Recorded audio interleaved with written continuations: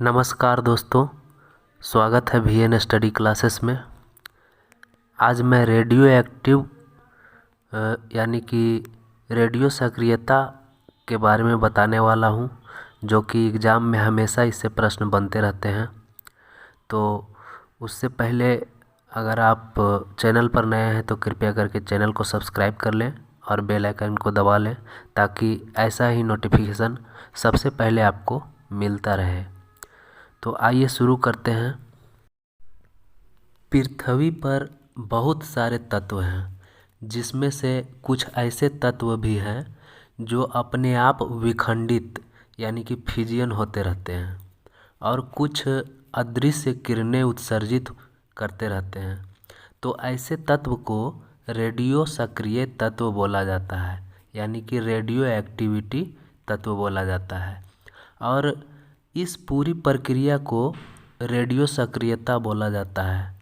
Example में जैसे uranium हो गया, थोरियम हो गया, ये सभी क्या है? तो रेडियो एक्टिविटी तत्व हैं। इन रेडियो सक्रिय तत्वों के नाभिक में से 3 अदृश्य किरणें उत्सर्जित होते रहती है। कौन कौन?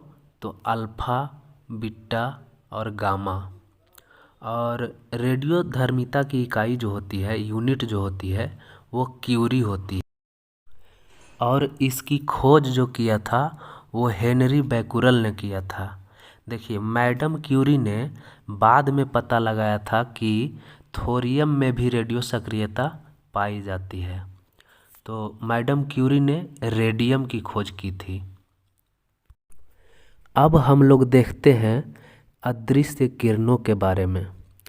तो अदृश्य किरणों जैसे अल्फा, बीटा और गामा की खोज रदरफोर्ड ने की थी।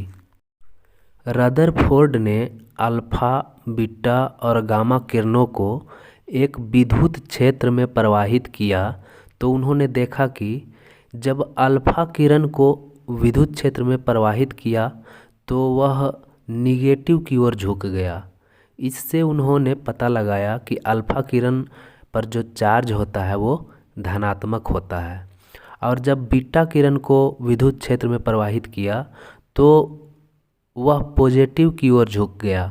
इससे उन्होंने पता लगाया कि बीटा किरण पर ऋणात्मक यानी निगेटिव आवेश होता है, और जब गामा किरण को विद्युत क्षेत्र में प्रवाहित किया तो वह सीधे ही निकल गया, जिससे पता लगाया कि गामा किरण पर जो चार्ज होता है वो नहीं होता है, यानी कि वह एक विद्युत चुंबकीय तरंग है। आइए अब देखते हैं अल्फा किरण, बीटा किरण और गामा किरण में क्या क्या अंतर होता है। तो अल्फा किरण में जो होता है वो पॉजिटिव चार्ज होता है, यानी कि धनात्मक आवेश होता है, लेकिन बीटा किरण में निगेटिव चार्ज होता है, यानी कि ऋणात्मक आवेश होता है। और गामा किरण जो है वो एक प्रकार से उदासीन होता है, यह एक विद्युत चुंबकीय तरंग होता है। और अल्फा किरण की बात करें तो अल्फा किरण की स्पीड जो होती है वो बीटा किरण से कम होती है, यानी अल्फा किरण का जो स्पीड होता है वो बीटा किरण से कम होता है, और बीटा किरण का जो होता है स्पीड वो अल्फा किरण से तेज़ होता है। लेकिन सबसे अगर तेज़ स्पीड की बात तो वो गामा किरण की होती है। अब देखिए, तरंगदैर्घ्य की बात करते हैं तो सबसे कम तरंगदैर्घ्य जो होता है वो गामा किरण की होती है, क्योंकि जिसमें जितना कम तरंगदैर्घ्य होगा उसका स्पीड उतना ही अधिक होगा। जैसे कि गामा किरण का स्पीड सबसे अधिक है, तो सबसे कम तरंगदैर्घ्य किसका होगा? गामा किरण का। और सबसे अधिक अगर तरंगदैर्घ्य की बात करें तो सबसे अधिक तरंगदैर्घ्य जो होता है वो अल्फा किरण का होता है। आइए इसे देखते हैं ग्राफ के माध्यम से। ये देखिए, ये है तरंगदैर्घ्य यानी वेवलेंथ। ये जो लेंथ है इसे वेवलेंथ बोला जाता है। अगर ये वेवलेंथ ज़्यादा होगी तो कवर करने में समय ज़्यादा लगेगा, तो उसकी स्पीड स्लो हो जाएगी यानी धीमी हो जाएगी।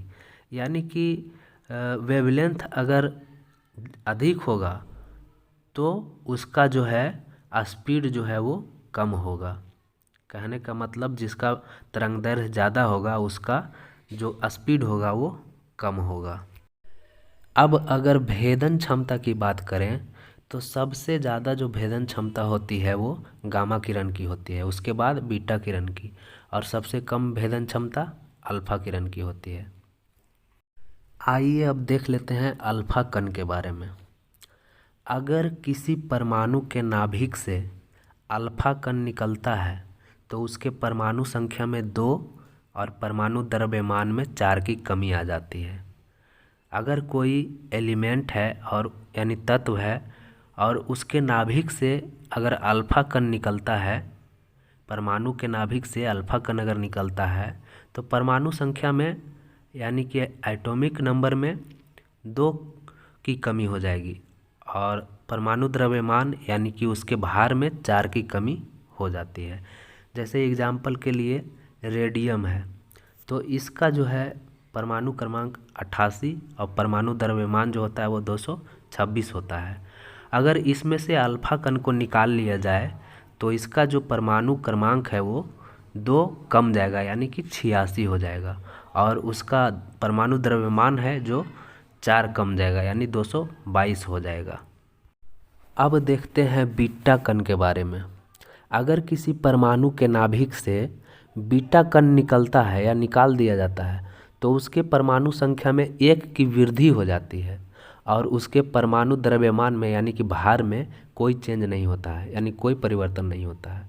तो बीटा कण को अगर किसी परमाणु के नाभिक से निकाल दिया जाता है तो उसके परमाणु संख्या में 1 की वृद्धि हो जाएगा और कोई चेंजिंग नहीं होगा। जैसे कि देखिए रेडियम का परमाणु क्रमांक कितना 88 और उसका परमाणु द्रव्यमान 226। अगर उसमें से बीटा कण को निकाल दिया जाए तो उसके परमाणु क्रमांक में 1 की वृद्धि हो जाती है और परमाणु द्रव्यमान सेम रहता है। अगर गामा किरण की बात करें तो किसी परमाणु के नाभिक से अगर गामा किरण को निकाल दिया जाता है तो उसके द्रव्यमान और उसके आवेश में कोई चेंजिंग नहीं होता है। दोनों चीज़ जो है द्रव्यमान और आवेश जो है उसमें कोई परिवर्तन नहीं होगा। अब हम लोग देखते हैं रेडियो सक्रिय समस्थानिक यानी कि रेडियो एक्टिव आइसोटोप का क्या क्या उपयोग है। तो देखिए एक होता है कोबाल्ट 60, ये रेडियो सक्रिय समस्थानिक है। इसका उपयोग जो है कैंसर के उपचार में किया जाता है क्योंकि यह जो है गामा किरण उत्सर्जित करता है, और मैंने बताया ही कि गामा किरण की गति जो होती है सबसे तेज़ होती है, इसलिए इसका उपयोग कैंसर जैसे खतरनाक बीमारी में उपचार करने में किया जाता है। और एक होता है आयोडीन 131, इसका उपयोग जो है थायराइड कैंसर के उपचार में किया जाता है। और अगर समस्थानिक की बात करें तो रेडियो सक्रिय यूरेनियम का उपयोग जो है पृथ्वी की आयु पता करने में किया जाता है। रेडियो सक्रिय यूरेनियम एक समस्थानिक है जिसका उपयोग पृथ्वी की आयु पता करने में किया जाता है। और रेडियो सक्रिय सोडियम की बात करें तो रेडियो सक्रिय सोडियम का उपयोग जो है रक्त के प्रवाह की गति को मापने में किया जाता है। हमारे बॉडी में रक्त के प्रवाह की गति जो है उसको मापने में रेडियो सक्रिय सोडियम का उपयोग किया जाता है। हमारे पाचन तंत्र के अध्ययन में भी रेडियो सक्रिय समस्थानिक का उपयोग किया जाता है। तो दोस्तों रेडियो सक्रियता के बारे में मैंने बहुत ही अच्छे ढंग से समझाने का प्रयास किया है, और 100% अगर रेडियो सक्रियता चैप्टर से अगर प्रश्न आता है किसी भी एग्ज़ाम में तो 100% मानिए कि आपका प्रश्न सॉल्व हो जाएगा। तो आप लोग को ये वीडियो कैसा लगा आप लोग कमेंट करके ज़रूर बताइएगा, और वीडियो को लाइक कर दीजिए और कृपया करके चैनल को सब्सक्राइब भी कर दीजिए अगर नए हैं तो। मिलते हैं नेक्स्ट वीडियो में, तब तक के लिए जय हिंद।